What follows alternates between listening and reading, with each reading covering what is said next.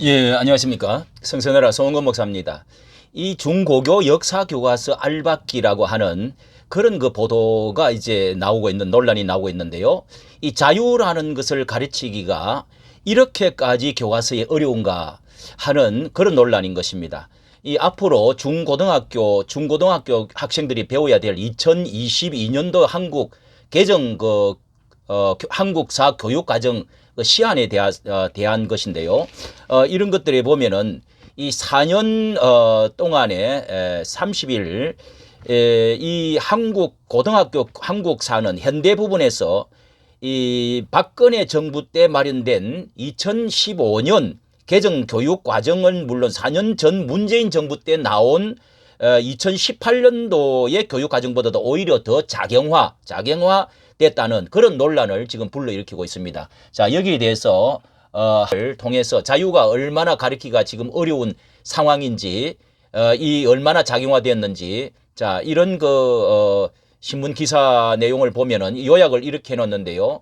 예, 50년 6.25 전쟁을 일으킨 북한은 3일 만에 서울을 점령하고 반드시 대전까지 점령을 했는데 이런 역사적인 확실한 사실에도 불구하고 지금 이렇게 지금 2022년도 시안에 이렇게 지금 교과서가 앞으로 4년 가리킨다는 겁니다. 자, 6.25 남침에 있어서 이 박근혜 정부, 그 다음에 문재인 정부, 이번에 이제 시안이 2022년 시안 이번 그 정부에 어떻게 바뀌어왔는지 보십시오. 6.25 남침에 대해서 북한군의 남침이었다. 2015년도. 그 다음에 문재인 정부에는 남침으로 시작된 6.25 전쟁. 이렇게 이제 바꾸어지고요.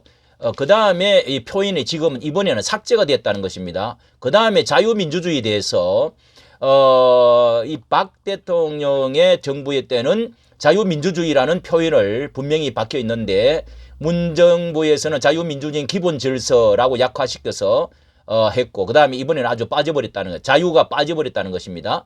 그 다음에 대한민국 수립에 대해서 대한민국 수립보다는 대한민국 수립, 북한 정권 수립 이렇게 양면으로 썼다가 그 다음에 대한민국 정부 수립이 됐다. 그 다음에 북한 정권 수립 됐다. 이렇게 썼다가 이번에는 대한민국 정부 수립이 되었다는 겁니다. 정부 수립. 대한민국 수립이 아니고 정부 수립이다. 이렇게 이번에는 시안이 되었습니다.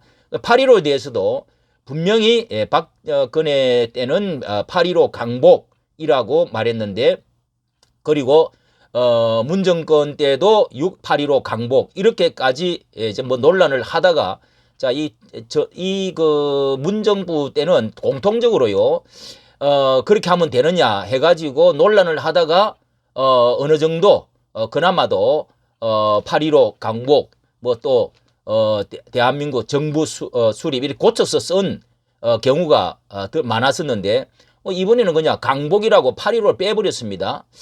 야, 이 새로운 정부 이 자유민주주의를 외친 정권이 들어섰는데도 또 신자유주의라는 말을 이번에는 이 박근혜 때는 신자유주의 정책 용어만 언급을 했는데 그리고 이번 정권에 들어서는 신자유주의 표현의 부정적 사용을 했다는 것입니다. 신자유주의에 대해서 표현에 대해서 이런 것에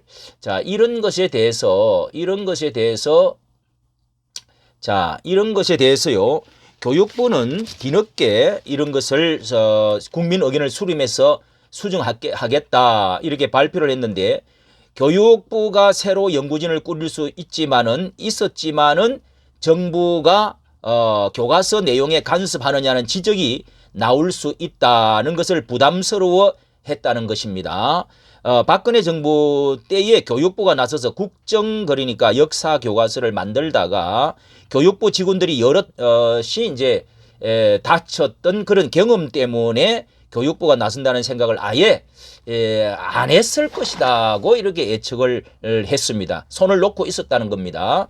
예, 이게 왜 이런 현상이 있었느냐 이렇게 지적을 하고 있네요. 교육 과정을 만든 책임자가 참여연대 출신 김정인 교수라고 하는 것입니다.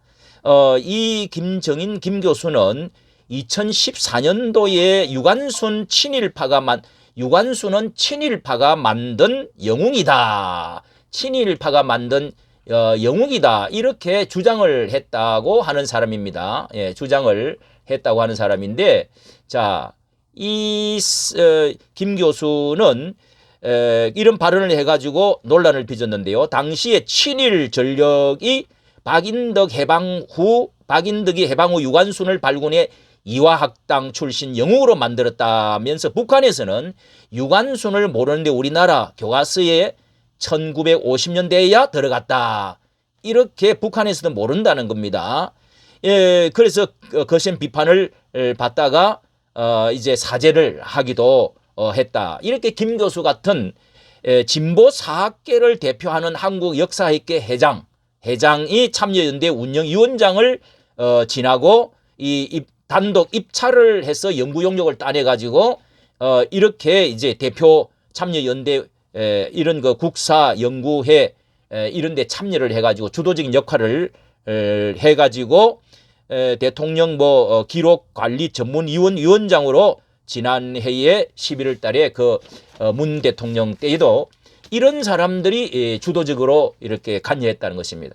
자, 이게 지금 한국에 바꿔야 될 게 자유민주주의를 참으로 찾아온다는 게 참으로 당연하고 자연스러운 것을 이 어린 학생들에게 이렇게 지금 주입을 시키고 있는, 이게 참 자유를 완성시킨다는 게 이렇게 어려운 건가요? 이 교육부에서는요, 이런 시안을 발표한 게 문재인 정부 시절에 구성한 정책 연구진이 개발한 건데 역사교육 알박기라 이렇게도 말을 하고 있다는 겁니다.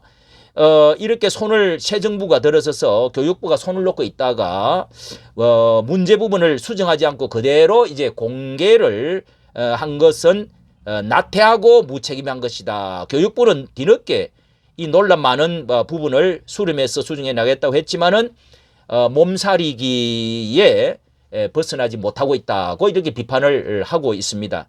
남침이나 자유민주주의는 이 논란거리일 수 없는 용어인데 너무도 명백한 사실을 그 표현을 쓰지 않으려고 길을 쓰는 이런 학자들 속마음이 뭐냐?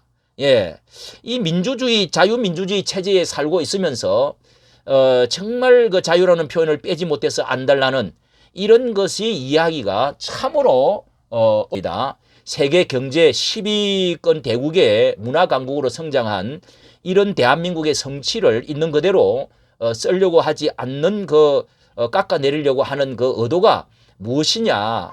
왜 이런 혜택을 받고 자유를 누리고 이런 부귀를 누리면서 권력을 누리면서 있는 모든 그 은혜를 왜 부정하고 있는지, 전강훈 목사의 말에 의하면은 그런 사람들은 다 주민등록 내어놓고 북한으로 가든지 전향을 하든지 이렇게 지금 정말 이승만이나 또 자유민주주의를 사랑하는 운동했던 모든 사람들 앞에 큰 절을 해야 되는데 이렇게 역사 교과서를 만든다는 게 상식적인 자유를 가지고 온다는 가르친다는 게 이렇게 어렵다는 것을 다시 한번 생각을 해보게 됩니다. 우리나라 역사 교과서 이렇다네. 조선 후기까지는 23%만 할당하고 나머지 이제 근대 150년밖에 안 되는 이 근현대사 이런 것은 77%를 배정해 놨다는 겁니다. 그러니까 한국사 교과서들은 모두 문재인 정부의 남북 정상회담, 판문점 선언을 남북 화해의 대표적인 사례로 소개하고 있는 것이 대부분이 많다는 것입니다. 이거 빨리 지금 많이 바꿔야 될 일들이 우리 보수주의 운동하고 있는 분들이 정말 해야 될 일이 너무나 많고, 윤석열 정부는 자유를 36번이나 이렇게 외치고 할 정도면은 왜 이런 것을 머뭇거리는지 도무지 이해가 가지 않습니다. 북한 핵폭탄 미사일로 우리를 겨냥하고 있는데 무슨 이런 막말을 하고 있는지 참으로 우려스럽게 거지없다는 생각이 듭니다. 여기까지 정치 감사합니다.